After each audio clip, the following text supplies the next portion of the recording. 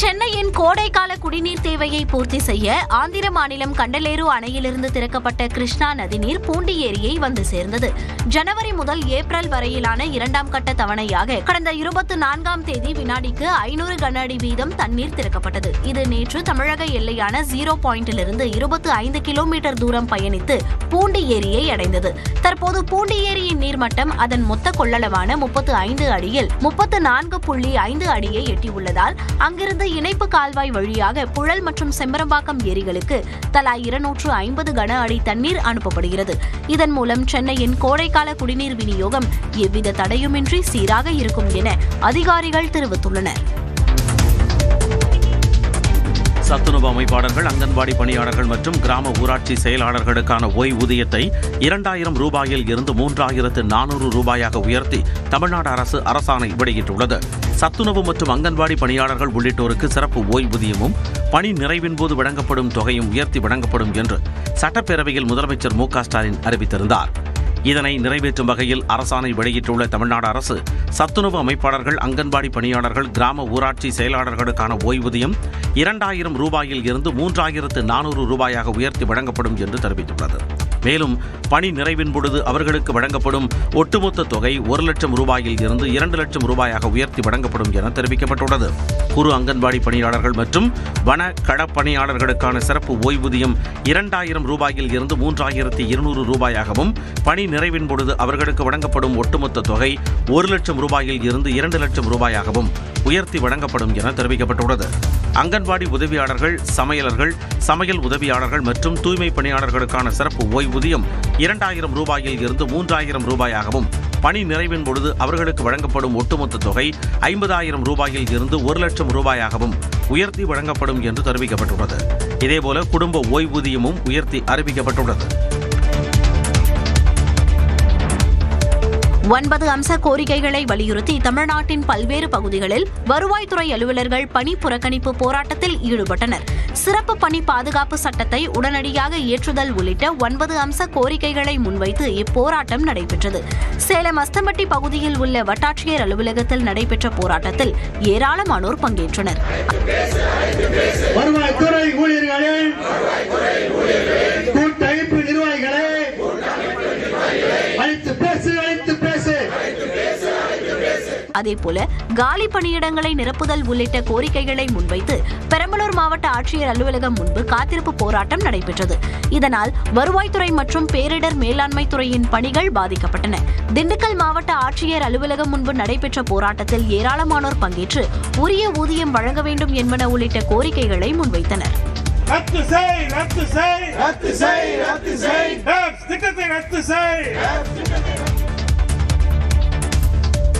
தமிழ்நாட்டில் சட்டப்பேரவைத் தேர்தலை முன்னிட்டு அங்கீகரிக்கப்பட்ட அரசியல் கட்சிகளின் பிரதிநிதிகளுடன் தலைமை தேர்தல் ஆணையர் ஞானேஷ்குமார் ஆலோசனை மேற்கொண்டார்.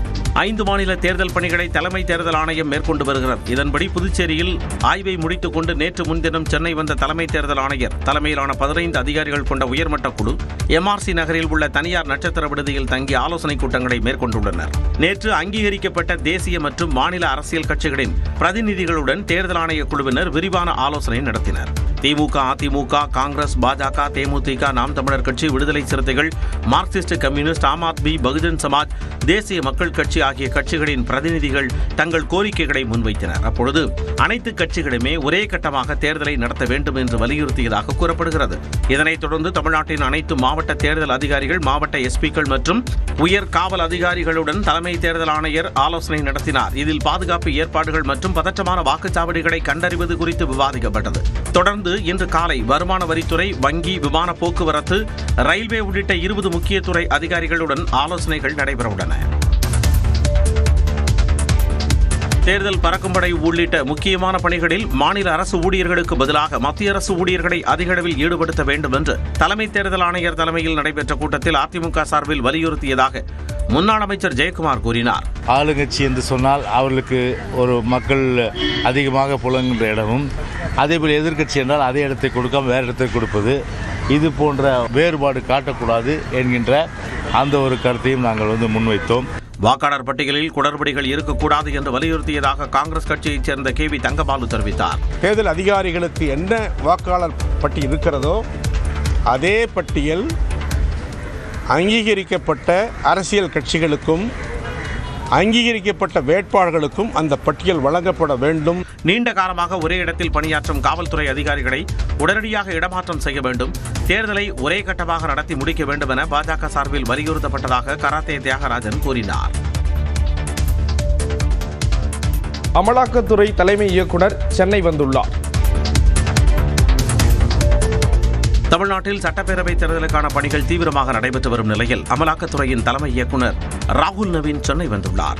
இன்றும் நாளையும் சென்னையில் தங்கியிருக்கும் அவர் தமிழ்நாட்டில் நிலுவையில் உள்ள முக்கிய வழக்குகள் குறித்து உயர் அதிகாரிகளுடன் தீவிர ஆலோசனை நடத்தவுள்ளார்.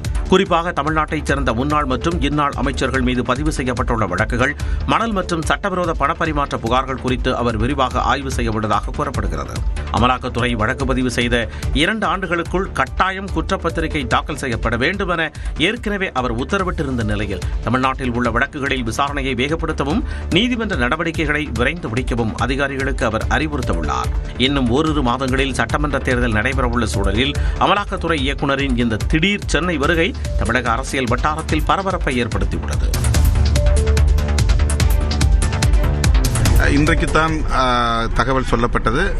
மார்ச் 2ஆம் தேதி விடுதலை சிறுத்தைகளுக்கு அழைப்பு வந்திருக்கிறது. 28ஆம் தேதி முதலில் கூறியிருந்தார்கள்.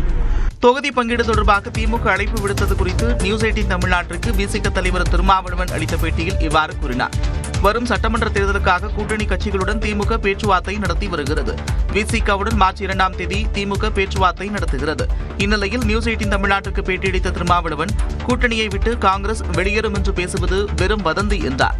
காங்கிரஸ் இந்த கூட்டணியில் ஒரு அழுத்தத்தை கொடுக்கிறது, ஆட்சியில் பங்கு கேட்கிறது என்பதை வைத்துக்கொண்டு திமுக கூட்டணியை பிடிக்காத சக்திகள் இதை ஊதி பெருக்க விரும்புகிறார்கள். முதல்வர் மிகுந்த நிதானத்தோடு எல்லாவற்றையும் கையாளுகிறார்.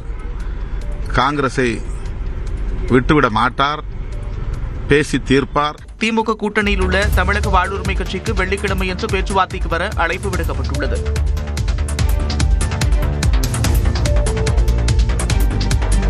சர்ச்சைக்குரிய பாடம் அடங்கிய 8ஆம் வகுப்பு பாடப்புத்தகங்களை வெளியிட உச்சநீதிமன்றம் தடை விதித்துள்ளது. NCERT அச்சிட்டு வழங்கிய 8ஆம் வகுப்பு சமூக அறிவியல் பாடப்புத்தகத்தில் நீதித்துறையில் ஊழல் என்ற தலைப்பில் ஒரு பாடம் சேர்க்கப்பட்டது. இது தொடர்பாக உச்சநீதிமன்ற தலைமை நீதிபதி அமர்வு 2வது நாளாக விசாரணை மேற்கொண்டது. அப்போது சர்ச்சைக்குரிய பாடம் திட்டமிட்ட சதி என்று உச்சநீதிமன்ற தலைமை நீதிபதி அமர்வு கடுமையாக விமர்சித்தது. 10 பருவ மாணவர்களுக்கு தவறான வழிகாட்டுதல்களை நாம் காட்டிவிடக் கூடாது என்று தலைமை நீதிபதி சூரியகாந்த் வலியுறுத்தினார். மேலும் புத்தகத்தில் இடம்பெற்றுள்ள தவறான கருத்துக்கள் ஆசிரியர்கள், பெற்றோர் மற்றும் அடுத்த தலைமுறைக்கும் கூட எடுத்து செல்லப்பட்டு பாதிப்பை ஏற்படுத்தும் என்றும் கூறினார். இதனையடுத்து கல்வி அமைச்சகம் சார்பில் நிபந்தனையற்ற மன்னிப்பு கோருவதாக சொலிசிட்டர் ஜெனரல் துஷர் மேத்தா தெரிவித்தார். அப்போது குறுக்கிட்ட தலைமை நீதிபதி சூரியகாந்த் NCERT தரப்பிலிருந்து ஆத்மார்த்தமாக மன்னிப்பு என்ற ஒற்றை வார்த்தை வரவில்லை என்றும் மாறாக தங்களது தவறை மறைத்து நியாயம் தேடுவதாகவும் விமர்சித்தார். இதனைத் தொடர்ந்து சர்ச்சைக்குரிய பாடப்புத்தக விநியோகத்தை அடுத்த உத்தரவு பிறப்பிக்கும் வரை நிறுத்தி வைக்க உத்தரவிட்ட தலைமை நீதிபதி சந்தையில் உள்ள புத்தகங்களை திரும்பப் பெற ஆணையிட்டார். சர்ச்சைக்குரிய பாடத்தை தயாரித்தது தொடர்பாக ஏன் நடவடிக்கை எடுக்கக்கூடாது என்று பதிலளிக்குமாறு NCERT இயக்குநர் மற்றும் மத்திய கல்வித்துறை செயலாளருக்கு நோட்டீஸ் அனுப்பினார். பாட புத்தகங்கள் தயாரித்தவர்கள் குறித்த விவரங்கள் அனைத்தையும் நீதிமன்றத்தில் தாக்கல் செய்ய உத்தரவிட்ட உச்சநீதிமன்றம் விசாரணையை 11ஆம் தேதிக்கு தள்ளி வைத்தது. இஸ்ரேலில் UPI பயன்படுத்துவதற்கு புரிந்துணர்வு ஒப்பந்தம் கையெழுத்தானது மகிழ்ச்சி அளிப்பதாக பிரதமர் மோடி தெரிவித்துள்ளார். 2 நாள் பயணமாக இஸ்ரேல் சென்றுள்ள பிரதமர் மோடி யூதர்களின் நினைவிடத்திற்கு சென்று மலர் வளையம் வைத்து மரியாதை செலுத்தினார். அதன் பிறகு இஸ்ரேல் அதிபர் நெதன்யாகு மற்றும் பிரதமர் மோடி முன்னிலையில் புத்தாக்கம், விவசாயம் உட்பட பல்வேறு துறைகளில் புரிந்துணர்வு ஒப்பந்தங்கள் கையெழுத்தாகின. பின்னர் நெதன்யாகுவுடன் செய்தியாளர்களை சந்தித்த பிரதமர் மோடி இந்தியா இஸ்ரேல் இடையே தடையற்ற வர்த்தகம் குறித்து பேச்சுவார்த்தையில் முன்னேற்றம் ஏற்பட்டிருப்பதாக கூறினார். Critical and emerging technology partnership स्थापित करने का निर्णय लिया है. इससे AI, क्वांटम और क्रिटिकल मिनरल्स जैसे क्षेत्रों में सहयोग को नई गति मिलेगी. பின்னர் பேசிய நெதன்யாகு இந்தியாவிற்கும் தனக்குமான பிணைப்பு குறித்து நினைவு கூர்ந்தார். Great personal debt. You see, when I met Sarah for the first time, I think our first or second date was in an Indian restaurant in Tel Aviv. It was Rina Pashkarna. And I have to tell you, there is no question. First of all, the food was unbelievable. இஸ்ரேலின் உயரிய விருதை இந்திய நாட்டு மக்களுக்கு அர்ப்பணிப்பதாகவும் பிரதமர் மோடி தெரிவித்தார்.